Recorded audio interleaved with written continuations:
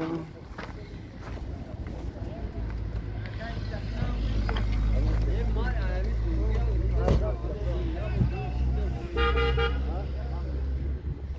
Eu da morzinha.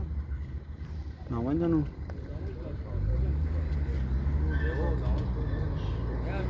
Ya cada um só manda deixar.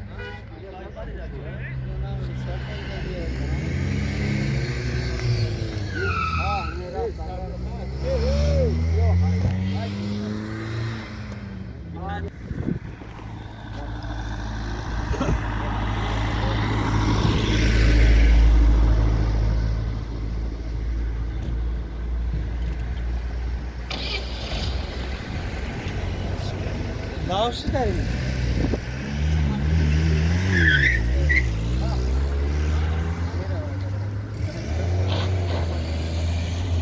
Hadi buraya ver.